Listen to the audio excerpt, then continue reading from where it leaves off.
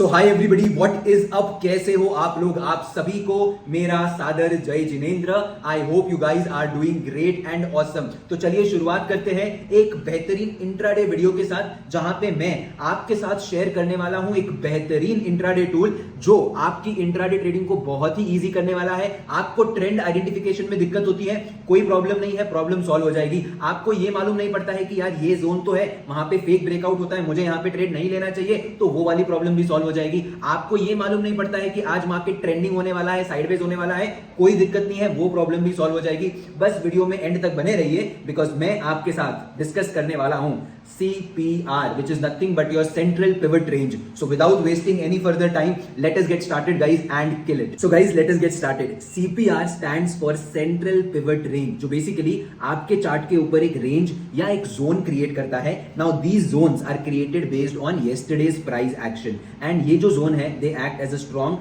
Demand zone and supply zone. अब देखिए logically कितनी सही चीज यहां पे लिखी गई है। हम जब भी कल का एनालिसिस करते हैं कि कल हमें बैंक निफ्टी के अंदर बाय कहां करना है, सेल कहां करना है, ये हम कैसे डिसाइड करते हैं? Based on yesterday's price action, कल का हाई, कल का लो एंड कल का क्लोजिंग। तो आपका जो CPR है even that is made based on previous days price action, उसमें और कोई डेटा नहीं होता है। और ये इस टूल की ब्यूटी है and that is why it works great for all the intraday traders. So guys, CPR आपके चार्ट के ऊपर कुछ इस तरह दिखता है। CPR में बेसिकली 3 लाइंस होती है जो इसको एक जोन बनाती है। And remember one thing, support and resistance is not a line, it is rather a zone, जिसको हम कहते हैं सप्लाई एंड डिमांड जोन्स। तो यहां पे जो सेंट्रल लाइन होती है उसको हम कहते हैं पिवट पॉइंट। ऑब्वियसली जो इसकी अपर लाइन है एंड जो लोअर लाइन है उसको हम क्या कहते हैं? Top central pivot and bottom central pivot. अब ये जो पिवट पॉइंट है ना, it is nothing but your standard pivot जो क्रिएट किया जाता है based on yesterday's high, low and closing की एवरेज। चलिए हम पहले चार्ट्स के ऊपर देखते हैं कि एक पिवट कैसा लगता है, एक सिंगल लाइन कैसा लगता है और एक जोन कैसा लगता है। रिमेंबर वन थिंग कि जो मार्केट है ना वो एक जोन से सपोर्ट लेता है। जरूरी नहीं है कि वो एक सेंटर लाइन से घूम के जाएगा। मार्केट कभी यहां से घूम के ऊपर जा सकता है, मार्केट कभी इस सेंट्रल लाइन से घूम के जा सकता है, मार्केट कभी यहीं पे काफी देर कंसोलिडेट करके लोअर रेंज को ब्रेक करके नीचे जा सकता है। And that is why it is always said कि सपोर्ट रेजिस्टेंस एक लाइन नहीं, एक जोन्स होते हैं। तो गाइस, सबसे पहले अपन पिवट पॉइंट्स अपने चार्ट के ऊपर ऐड करते हैं। आप ऐड करेंगे पिवट पॉइंट स्टैंडर्ड, सेटिंग्स में जाएंगे और बाकी सारे जो भी पिवट्स है उसको हम डिलीट कर देंगे। S1 R1 जितने भी है इन सबको हम अनक्लिक कर लेंगे। So basically pivot point standard क्या है? ये एक सिंगल लाइन है आपके चार्ट के ऊपर। बट CPR क्या है? आपको इंडिकेटर सेक्शन में जाके टाइप करना है pivot range pivot boss, and indicator में जो आपको सबसे पहला ऑप्शन दिखेगा पिवट रेंज पिवट बॉस, आपको उस पर क्लिक करना है। आपने देखा क्या हुआ? आपके पास पहले एक सिंगल लाइन थी which was just the pivot, और अब आपके पास क्या है? एक पूरा जोन है। एंड दैट इज वाई अगर आप देखोगे प्राइस एक्शन किस तरह बिहेव करता है, वो पहले इस पर्टिकुलर जोन को ब्रेक करता है, यहीं पे रेजिस्टेंस लेता है, इस लोअर जोन का ब्रेकडाउन लेता है, प्रीवियस डे लो के यहाँ सपोर्ट लेके ऊपर जाता है। तो हमेशा याद रखिए पिवट पॉइंट्स जो है वो एक सिंगल लाइन है, CPR जो है वो एक रेंज है, और इस तरह आपको अब जोन्स मिल चुके हैं अपने चार्ट के ऊपर अपनी ट्रेड्स को प्लान करने के लिए। अब आगे हम और पॉइंट समझते हैं किस तरह हम इसका इस्तेमाल करेंगे to make our trading simpler. तो चलिए गाइस, अब हम ये समझते हैं क्यों CPR पिवट पॉइंट से बेहतर होता है। Well, the very same concept, क्योंकि CPR एक रेंज की तरह काम करता है और पिवट पॉइंट एक स्ट्रेट सिंगल लाइन की तरह काम करता है। एंड जैसा कि हमने समझा है, सपोर्ट एंड रेजिस्टेंस वो एक सिंगल लाइन नहीं होते, वो एक जोन हो सकते हैं। बिकॉज मार्केट में बहुत बार क्या हो सकता है ना, मार्केट एग्जैक्टली इस पर्टिकुलर पिन पॉइंट लेवल से रेजिस्टेंस ना ले, मार्केट शायद ये लोअर पिवट पॉइंट है यहां से रेजिस्टेंस ले ले। बहुत बार मार्केट में क्या हो सकता है कि अगर आप पिवट पॉइंट यूज करते हो तो आप सीधा सेंट्रल पिवट पॉइंट के ब्रेकआउट पे शायद आप बाय कर लोगे, लेकिन जब आप CPR यूज करते हो तो आप पिवट के ऊपर बाय नहीं करते हो। आपको मालूम है ऊपर टॉप पिवट है और इस रेंज के ब्रेकआउट के बाद आपने ट्रेड लेना है। तो because of this one particular feature आप बहुत से फेक ब्रेकआउट्स को अवॉइड कर पाते हो। चलिए मैं आपको एक बहुत ही बेहतरीन एग्जांपल यहां पे दिखाता हूं बैंक निफ्टी के चार्ट पे on a 5 minutes time frame. मैं सबसे पहले यहां पे लगाता हूं चार्ट के ऊपर पिवट पॉइंट। ओके, अब देखिए आपके दिमाग में एक क्वेरी आनी चाहिए कि मार्केट यहां से रेजिस्ट क्यों किया? बिकॉज पिवट पॉइंट तो इतना दूर है और ना ही यहाँ पे एज सच कोई रेजिस्टेंस है कि मार्केट यहीं से घूम के नीचे जाता है। वेल, अब आपने क्या करना है, आप स्विच ऑन कर दीजिए अपना CPR और आपको समझ में आएगा कि मार्केट ने रिजेक्शन लिया है exactly from your bottom pivot, और यहाँ पे मार्केट ने एक डबल बॉटम का स्ट्रक्चर बनाया, इस जोन का ब्रेकआउट दिया और डाउन साइड एक बहुत बढ़िया मोमेंटम दिया है। आई होप आपको ये पॉइंट समझ में आ गया होगा। Same is the case next day itself. अगर आप देखोगे नेक्स्ट डे क्या होता है प्राइस एक्शन में, मार्केट सेंट्रल पिवट का ब्रेकडाउन तो देता है, लेकिन मार्केट में फिर एक पुल बैक आता है। मोस्टली ट्रेडर्स यहाँ पे एंटर कर देंगे, यहाँ पे अपना स्टॉप लॉस रखेंगे और उनका स्टॉप लॉस कट जाएगा। But have a look at this particular example. Market नीचे आता है, कंसोलिडेट करता है, और जब इस जोन का ब्रेकडाउन देता है उसके बाद आपके पास डाउन साइड मोमेंटम आता है। तो हमने इस कंपैरिजन से क्या सीखा अभी तक कि जो सेंट्रल पिवट रेंज है it is better than just a pivot line. इससे आप बहुत सारे फेक ब्रेकआउट से बच सकते हो। नॉट जस्ट दैट, आपको पोटेंशियल रिवर्सल्स मार्केट के अंदर आइडेंटिफाई हो जाएंगे अगर आप सीपीआर को अपने चार्ट पे लगाते हो, बिकॉज ये एक बड़े जोन की तरह काम करता है and not like a single line. चलिए आगे बढ़ते हैं और एक इंपॉर्टेंट पॉइंट को डिस्कस करते हैं which is called as the CPR width. अब सीपीआर विड्थ क्या होता है? जैसे अगर मैं सीपीआर को यहाँ पे आपके चार्ट पे लगा दूं तो आपको क्या दिख रहा है? क्या सीपीआर की जो रेंज है, क्या ये रेंज यूनिफॉर्म है कि ये रेंज चेंज हो रही है? अगर आप देखोगे ये बहुत नैरो रेंज है, ठीक है, ये बहुत वाइड रेंज है, ये अगेन बहुत नैरो रेंज है, ये वापस एक नैरो रेंज है, और अगर आप यहाँ पे जाओगे वापस आपको इन सीपीआर की रेंज अलग होते हुए दिख रही है। तो इस रेंज का सिग्निफिकेंस क्या है? ये रेंज हमको क्या बताना चाहती है? गाइस चलिए अभी हम सीपीआर का विड्थ एनालिसिस करते हैं। गाइस ये है महिंद्रा एंड महिंद्रा का chart on a 5 minutes time frame. इस चार्ट के ऊपर हम समझेंगे सीपीआर विड्थ एनालिसिस। अगर आप देखोगे हर दिन मार्केट के अंदर जो सीपीआर बना है उसमें लाइन कितनी है? लाइन तो 3 ही है, लेकिन इसमें सिग्निफिकेंस किस चीज का है कि इन लाइंस के बीच में डिस्टेंस कितना है। अगर आप देखोगे हर दिन सीपीआर की जो विड्थ है, जो रेंज है, वो वैरी कर रही है, वो अलग अलग है। तो यहाँ पे हम बेसिकली सीपीआर को डिवाइड करते हैं इन 3 different types of range: narrow range CPR, average range CPR and wide range CPR. इसमें सबसे इंपॉर्टेंट है नैरो रेंज सीपीआर और वाइड रेंज सीपीआर, जिसके हिसाब से हम अपनी स्ट्रैटेजीज को डिप्लॉय करते हैं। अगर आप देखोगे जब भी मार्केट के अंदर एक नैरो रेंज सीपीआर बनता है तो आपको मार्केट के अंदर एक ट्रेंडिंग डे मिलेगा, और अगर मार्केट के अंदर वाइड सीपीआर है तो दिन का प्राइस एक्शन क्या है? वो अगेन है साइडवेज टू वॉलेटाइल। इसके पहले का आप दिन देखिए, मार्केट क्या था? रेंज जो थी सीपीआर की वो नैरो थी, आपको एक वन साइडेड मूव देखने को मिला। Again have a look at the next day, आपको एक अच्छा मोमेंटम देखने को मिला इन द मार्केट, बिकॉज जो सीपीआर है वो बहुत ही ज्यादा नैरो था। Now remember one thing, just like every other technical analysis tool, यहाँ पे जो चीज आप सीख रहे हो ये आपको क्या बताता है? प्रोबेबिलिटी। ये कभी आपको डेफिनेट चीज नहीं बताता है। अगर सीपीआर नैरो है तो 10 में से 7 बार मोस्टली मार्केट ट्रेंडिंग होगा, और अगर मार्केट ट्रेंडिंग होगा तो आप कौन सी स्ट्रैटेजी डिप्लॉय कर सकते हो? जैसे कि डेज हाई का ब्रेकआउट, डेज हाई का ब्रेकआउट। और अगर मार्केट वॉलेटाइल है तो आपने कौन सी स्ट्रैटेजी अप्लाई करनी है? Reversal strategy. जैसे कि डेज हाई के ऊपर आपको फेक ब्रेकआउट को ट्रेड करना है, या फिर आपको ट्रेड करना है basic day high reversal patterns. Is the case on this day, जहां पे सीपीआर जो है वो थोड़ा सा वाइड है, तो मार्केट क्या करता है?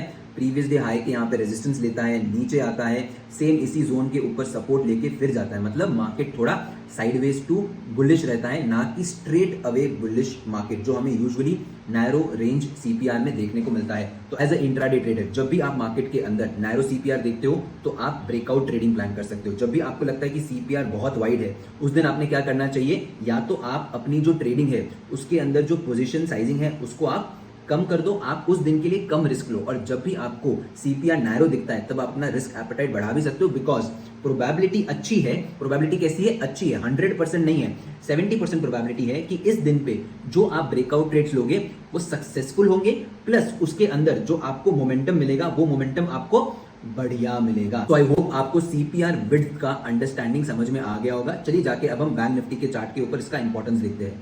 गाइस ये एक बहुत ही बेहतरीन एग्जांपल है जहां पे आप देख रहे हो बैंक निफ्टी का chart on a 5 minutes time frame. 13 मार्च से लेके 16 मार्च तक का चार्ट आपके पास है। अगर आप देखोगे 13 मार्च को सीपीआर कैसा था? नैरो था, और इस नैरो सीपीआर के वक्त मार्केट के अंदर कैसा मूव आया?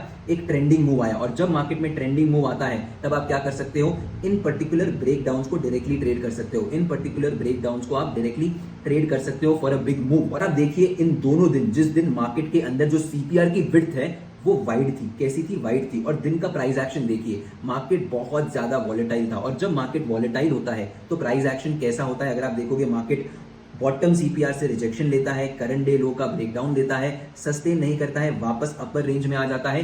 Same happens on this specific day as well. पूरा दिन मार्केट दिन के हाई, दिन के लो के अंदर ही टाइम स्पेंड करता है, एक भी वन साइडेड मूव नहीं आता है। तो एज अ इंट्राडे ट्रेडर ये टूल आपको हेल्प करेगा अपनी स्ट्रैटेजी डिप्लॉय करने में। आपको बहुत कॉन्फिडेंस आएगा कि हाँ भाई, आज तो जो सीपीआर है वो नैरो है, तो मैं मेरी क्वांटिटी बढ़ा के इन सारे ब्रेकडाउन्स को ट्रेड कर सकता हूं। लेकिन जब सीपीआर की विड्थ बहुत बड़ी होती है तो आप अपनी स्ट्रैटेजी चेंज कर सकते हो, तो फिर अपनी पोजीशन साइजिंग जो है उसको कम कर सकते हो।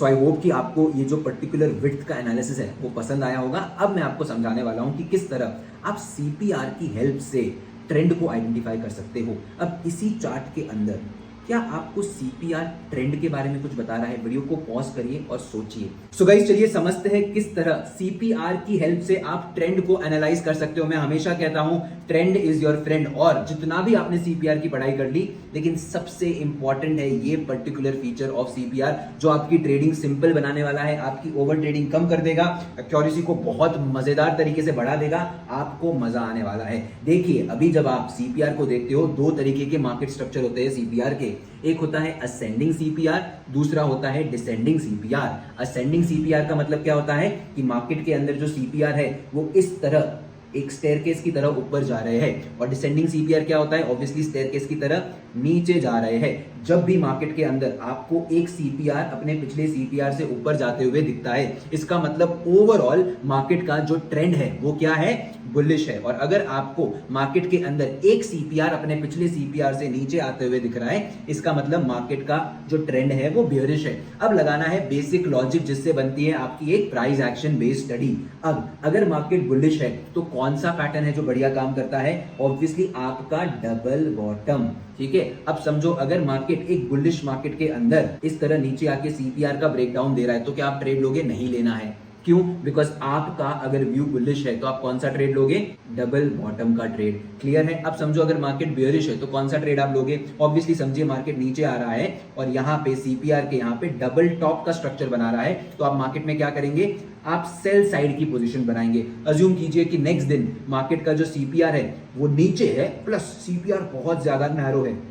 इसका मतलब क्या है? मार्केट के अंदर एक बढ़िया ट्रेंड बनने वाला है। अब जब ट्रेंड अच्छा है, मार्केट के अंदर एक one sided down side momentum आने वाला है, तो कौन सी स्ट्रेटजी काम करेगी? आपकी बेयर फ्लैग। मार्केट नीचे आया, कंसोलिडेट करके डेज लो का ब्रेकडाउन देता है, तो आप सेल साइड की ट्रेड बनाओगे। तो ये जो पर्टिकुलर सीपीआर का नेचर है ना, ये ब्रह्मास्त्र है। मैं आपको कुछ एग्जांपल्स दिखाता हूं, आपका दिमाग खुल जाएगा, आपको समझ में आएगा कि यार ये सीपीआर मेरे दिमाग से कितनी सारी नॉइज को कट कर रहा है, मुझे डायरेक्शन दे रहा है, मुझे क्लियर चीजें बता रहा है कि मुझे इंट्राडे में क्या चीज करनी है। तो चलिए बैंक निफ्टी के कुछ एग्जांपल्स देखते हैं। सो गाइस ये है बैंक निफ्टी का chart on a 5 minutes time frame, और ये कब का चार्ट है? 27 ऑफ जून से लेके करीबन 1 जुलाई का। अगर आप देखोगे यहां पे मार्केट ने फर्स्ट टाइम एक असेंडिंग सीपीआर बनाया। इसका मतलब एक बार मार्केट ने असेंडिंग सीपीआर बना दिया है तो फॉर द थर्ड डे आपका व्यू मार्केट में क्या हो चुका है?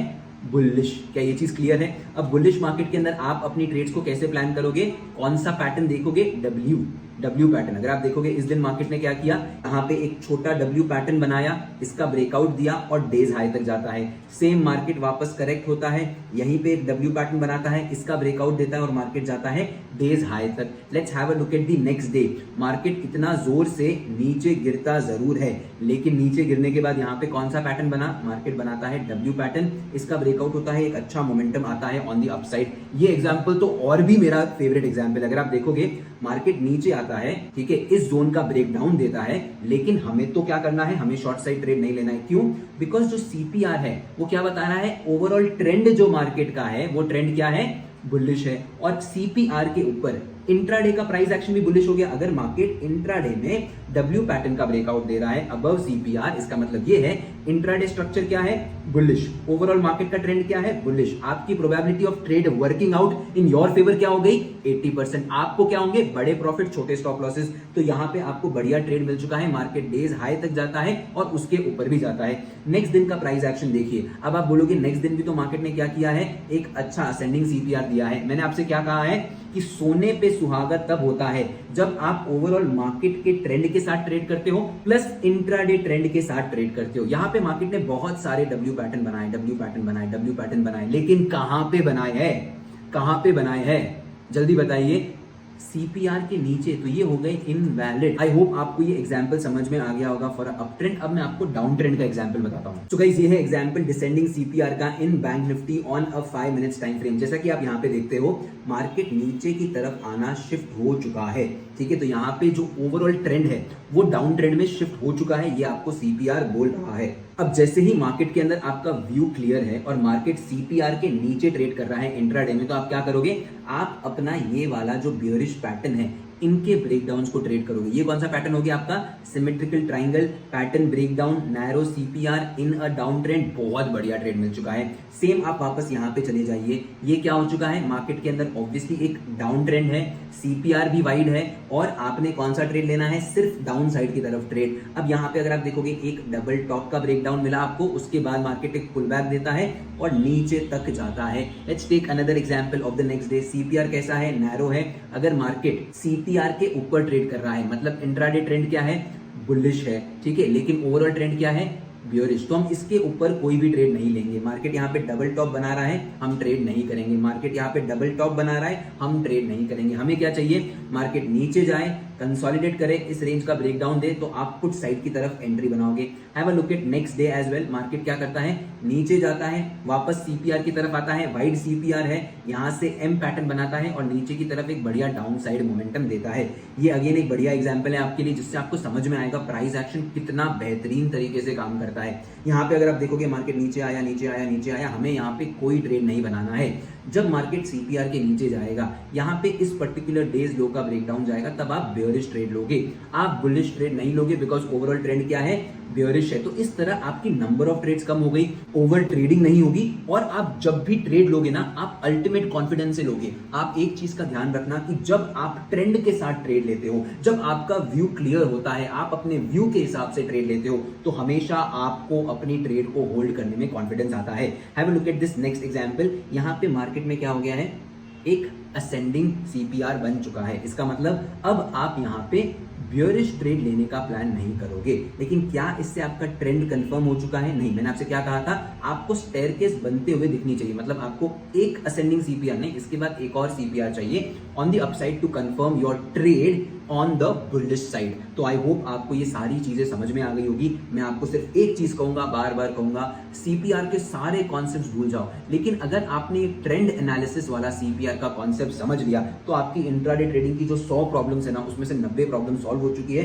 बिकॉज अब आप क्लियर सोचोगे, आप ये सोचोगे कि हाँ भाई साहब, मार्केट बुलिश है तो मुझे डब्ल्यू पैटर्न ट्रेड करना है, मार्केट बियरिश है तो मुझे एम पैटर्न ट्रेड करना है, सीपीआर नैरो है तो मैं टारगेट्स बड़े रख सकता हूं, सीपीआर नैरो है तो मैं डाउन साइड भी टारगेट बड़े रख सकता हूं। ये सारे जो चीजें हैं ना, इससे आपकी ट्रेडिंग सिंपल होने वाली है। अब चलिए मैं आपको एक इंपॉर्टेंट चीज बताता हूं जिससे आपको और फायदा होगा। सो गाइज, आई होप कि आपको सेंट्रल पिवट रेंज के जो कॉन्सेप्ट्स है वो समझ में आ गए हैं। आई होप आपको ये समझ में आया है किस तरह सेंट्रल पिवट रेंज जो है वो आपको एक एज देता है ओवर द स्टैंडर्ड पिवट। किस तरह आप सेंट्रल पिवट रेंज की हेल्प से मार्केट का डायरेक्शन प्रेडिक्ट कर सकते हो। नॉट जस्ट डायरेक्शन, आप ये भी प्रेडिक्ट कर सकते हो कि मार्केट के अंदर आज वोलेटिलिटी कैसी रहेगी। क्या मार्केट के अंदर जो मूव आएगा वो वन साइडेड आएगा? क्या मार्केट के अंदर जो मूव आएगा वो साइडवेज टू बुलिश रहेगा? क्या मार्केट के अंदर वोलेटिलिटी रहेगी? ये सारे कॉन्सेप्ट। एंड हमने सबसे इंपॉर्टेंट चीज क्या समझी कि जो सीपीआर की क्वालिटी है, असेंडिंग एंड डिसेंडिंग सीपीआर की, कौन सी वाली? वो स्टेयरकेस वाली, ठीक है ना। उससे आप मार्केट के अंदर ट्रेंड को आइडेंटिफाई कर सकते हो और प्राइस एक्शन की हेल्प से आप यहां पे double top, double bottoms, bull flag, bear flag को ट्रेड कर सकते हो। अब आपसे एक रिक्वेस्ट है, इस वीडियो के अंदर आप 500 लाइक लगा दीजिए, 100 कमेंट दे दीजिए। मैं आपको एक रूल बेस्ड स्ट्रैटेजी बना के दूंगा बेस्ड ऑन सीपीआर। यहाँ पे no if and buts, clear strategy होगा, बिकॉज यहाँ पे मैं सीपीआर के साथ in my rule based trading strategy I will include previous day high, previous day low and 10 EMA to give you a good breakout strategy. And trust me, उससे आप momentum trading कर पाओगे और आपको हर दिन एक ट्रेड तो मिलेगा ही मिलेगा, that too high probable. So I hope कि आपको ये वीडियो बहुत अच्छा लगा होगा। वीडियो को लाइक करिए, चैनल को सब्सक्राइब करिए, and I hope that I keep bringing new topics to you every weekend. ठीक है, ये मेरा एक नया इनिशिएटिव है एंड आई होप कि आपको मेरे साथ सीखने में मजा आ रहा है। I will try to keep my videos as short as possible, but with the needed information. Thank you so much guys. Thank you so much.